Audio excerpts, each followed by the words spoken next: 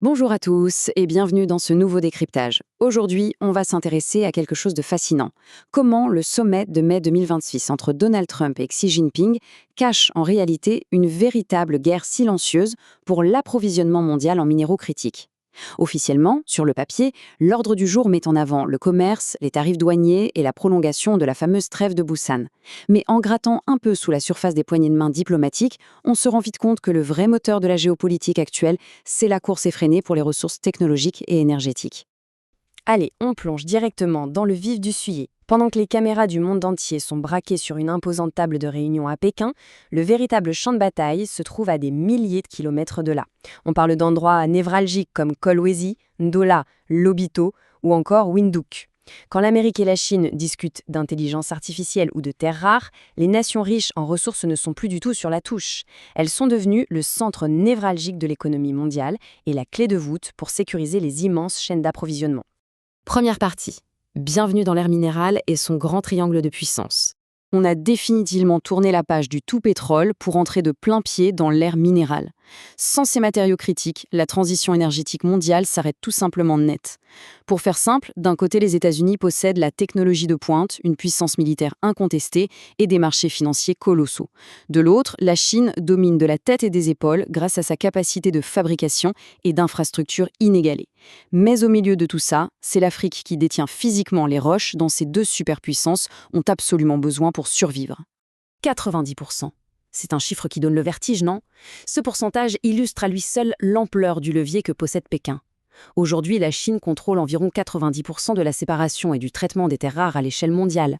Et ça monte même à presque 94% pour la production d'aimants. C'est une domination absolue sur le maillon central de la chaîne. Washington s'inquiète donc très logiquement, non pas juste de l'achat des rochers à la source, mais de cette dépendance presque totale envers les usines de raffinage chinoises.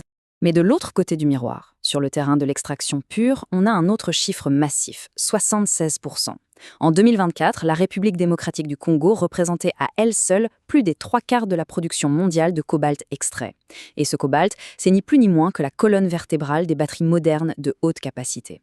Donc le volume est là, la matière première brute est bien sur le continent africain, mais toute la question est de savoir comment capter cette valeur sur place, plutôt que de la voir partir ailleurs.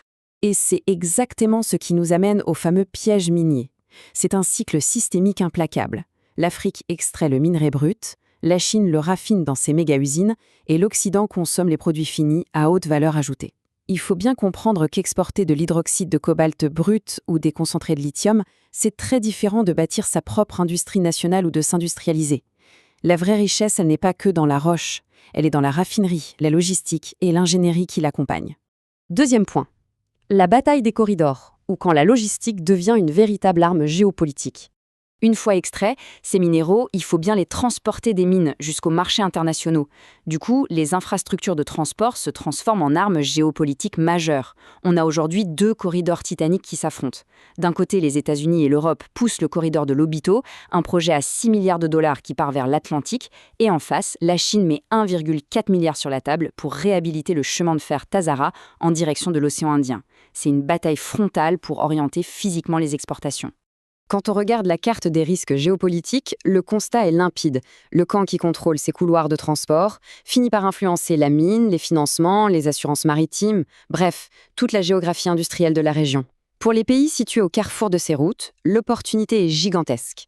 Avoir 2 routes concurrentes, ça offre un pouvoir de négociation immense. Mais attention, à la condition expresse de se comporter en stratège et pas seulement en simple point de péage passif. Troisième partie. Le coût physique de l'intelligence artificielle bien au-delà du simple logiciel.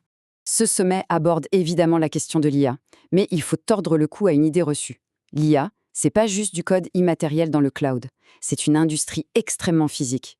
La vraie question, c'est qui va construire les systèmes énergétiques colossaux et héberger les centres de données. L'IA dévore des tonnes de cuivre, demande une électricité ultra fiable et des aimants en terres rares. Exporter ces ressources pour alimenter l'IA mondiale sans héberger aucune infrastructure numérique chez soi, c'est regarder le train de la création de valeur passer sans monter dedans. Quatrième point. Quels sont les 3 grands scénarios géopolitiques qui se dessinent pour la suite? Si on se projette sur les 6 à 18 prochains mois, les analystes voient 3 possibilités. Le meilleur des cas, la trêve est prolongée, le commerce se stabilise et ça donne du temps pour négocier de meilleurs accords de financement. Le scénario de base est le plus probable, la rivalité continue avec une compétition féroce sur les corridors, ce qui offre un levier énorme aux États africains bien préparés. Et enfin, le scénario d'escalade. De vives tensions autour de Taïwan ou de l'Iran font exploser les prix du transport et des minéraux, créant un véritable choc mondial. Ce qui nous amène à la 5e partie, la stratégie de négociation africaine pour transformer cette rivalité en pouvoir concret. Alors concrètement, comment on fait évoluer les règles du jeu? L'approche repose sur 4 piliers. Premièrement, il faut impérativement arrêter de négocier en ordre dispersé, pays par pays. Deuxièmement, il faut exiger la construction de raffineries locales et la formation d'ingénieurs sur place. Troisièmement, faire de la traçabilité des minéraux un véritable outil pour imposer ces conditions. Et quatrièmement, éviter à tout prix de se lier à un seul bloc géopolitique.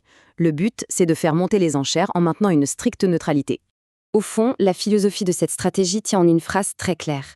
Une Afrique divisée vend à perte, une Afrique coordonnée négocie sa puissance.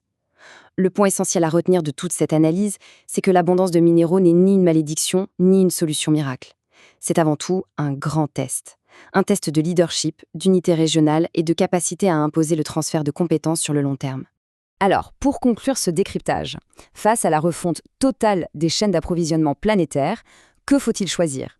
Faut-il continuer à jouer perpétuellement les superpuissances les unes contre les autres au coup par coup, ou est-il enfin temps de bâtir une véritable stratégie minérale unifiée pour maximiser ce levier de façon durable ?